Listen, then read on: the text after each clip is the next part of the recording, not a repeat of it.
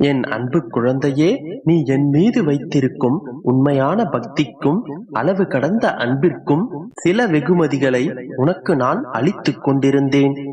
இந்த பரிசுகள் என்னவென்று தெரியுமா?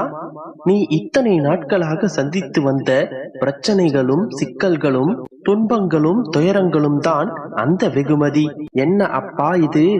இத்தனை நாட்களாக இந்த இன்னல்களை தந்தது நீங்கள் தானா? யாராவது அவர்களுடைய குழந்தைகளுக்கு இன்னல்களையும் சிக்கல்களையும் துன்பங்களையும் துயரங்களையும் பரிசாக தருவார்களா என்று கேட்கின்றாயா? என் செல்லமே, உனக்கு மட்டுமல்ல, எல்லோருக்கும் நான் முதலில் தருவது இதைத்தான். யாருமே இதை புரிந்து கொள்வதில்லை. இவையெல்லாம் எதற்காக தரப்படுகின்றன என்று தெரியுமா? உன் வாழ்வில் நீ சந்திக்கப் போகும் சிக்கல்களுக்கு உன்னுடைய மனதை பக்குவப்படுத்துவதற்காகவும் அதை எதிர்கொள்வதற்காக உன்னுடைய உடலையும் மனதையும் தயார்படுத்திக் கொள்வதற்காகவும் எதையும் சந்திக்கும் தைரியத்தை தருவதற்காகவும் தான். சிலர் இதனை முழுமையாக புரிந்து கொள்ளாமல் மூளையில் போய் முடங்கி உட்கார்ந்து கொள்வார்கள். இவற்றையெல்லாம் எப்படி சமாளிப்பது அப்பா? நான் எப்படி முடிவெடுப்பேன் என்று புலம்பிக் கொண்டிருக்கிறார்கள். இதற்கெல்லாம் பயந்தால் வாழ்க்கையை வாழ முடியுமா? அனைத்தையும் சந்திப்பதற்கு உன்னை தயார்படுத்திக் கொள்வதுதான் சரியான முடிவென்று உனக்கு கற்றுக் கொடுப்பதற்காகத்தான் சில நேரங்களில் உனக்கு சவால்களையும் பயங்களையும் சிக்கல்களையும் அவ்வப்போது தருகிறேன். இது படிப்படியாக இயல்பு நிலைக்கு மாறிவிடும். நீயும் கூடிய விரைவில் இயல்பு நிலைக்கு வந்து விடுவாய். என் செல்லமே, உன்னுடைய மனமானது அன்னப்பறவை போன்று இருக்கின்றது. இதுதான் தண்ணீரையும் பாலையும் தனியாக பிரித்து குடிக்கும். இதே போலத்தான் உன்னுடைய வாழ்க்கையை நீயும் பார்க்கின்றாய். துன்பத்தையும் இன்பத்தையும் சரியாக பார்க்கின்றாய். ஆனால் உனக்கு தெரியுமா, துன்பத்தில் சிறிய பங்கேனும் ஒரு இன்பம் உனக்கு கண்டிப்பாக இருக்கும். இதே போல இன்பத்திலும் ஒரு துன்பம் மறைந்திருக்கும். இவற்றை நீ புரிந்து கொண்டால் உன்னுடைய வாழ்க்கை என்னும் கடலில் நீ சரியாக நீந்தி அதற்கான அர்த்தத்தை பெறுவாய். அப்படி செய்யாமல் கடலை பார்த்து பயந்து கொண்டிருந்தால் நீ எப்படி நீந்தி மறுகரையை அடைவாய்? அதனால் இப்பொழுது நீ சந்திக்கும் சிக்கல்களிலிருந்து பெறப்படும் அனுபவங்கள் பொக்கிஷமான பெட்டகமாகும். நான் உனக்கு தந்திருக்கும் மிகப்பெரிய பரிசு உன்னுடைய வாழ்க்கை எனும் சமுத்திரத்தில் நீ நீந்தி கரையேறுவதற்கு நான் உனக்கு கொடுத்திருக்கும் துடுப்பு. நீ இப்பொழுது சந்திக்கும் உன்னுடைய பிரச்சனைகளிலிருந்து பெறப்படும் துடுப்பு என்கின்ற அனுபவம் இருந்தால் சமுத்திரத்தை சுலபமாக கடந்து விடுவாய். இப்பொழுது நீ உன்னுடைய சமுத்திரத்தில் பாதிக்கும் மேலாக கடந்து விட்டாய். இன்னும் கொஞ்ச தூரமே உள்ளது நீ கரை சேருவதற்கு. நம்பிக்கையோடு எதிர்நீச்சல் போடு. நான் உன்னுடன் தான் இருக்கின்றேன். நீ கரை சேரும் காலம் வந்து விட்டது. நம்பிக்கையோடு இரு, நல்லதே நடக்கும். என் அன்பு குழந்தையே, உன் எதிர்காலம் நீ நினைத்தபடியே மாற வேண்டும் என்பதற்காகத்தானே இத்தனை காலம் காத்துக் கொண்டிருக்கின்றாய். எதிர்காலத்தின் மறுபெயரே போராட்டம்தான். இன்று மனதில் தோன்றும் ஆசைகள் நிறைவேறவில்லை என்றால் இதயம் அது எப்போது கிடைக்கும் என்று போராடும்.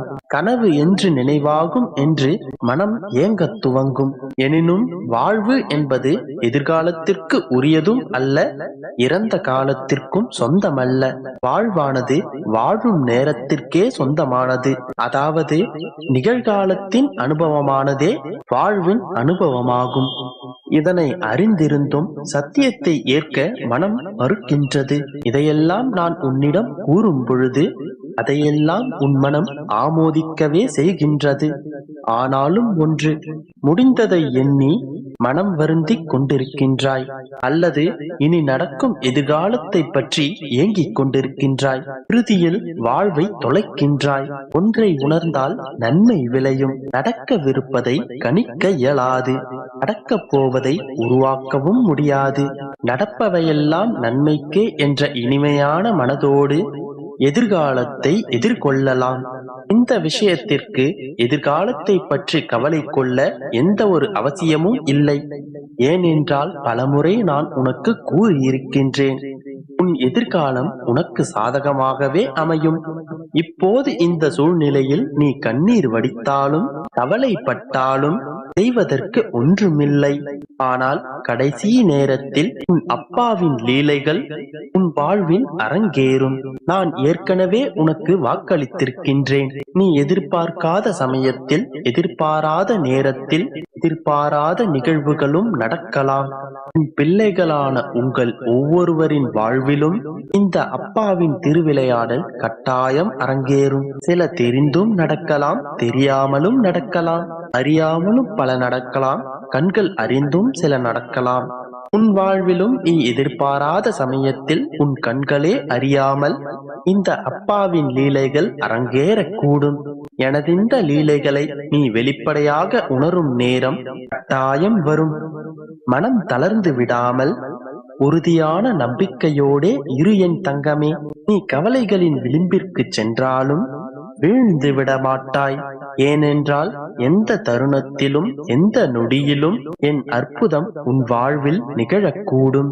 அதுவரையில் நீ என் அன்பு குழந்தையே, உன் கண்ணில் கலந்த கனவெல்லாம் நிஜமாக மாறப்போகின்றது.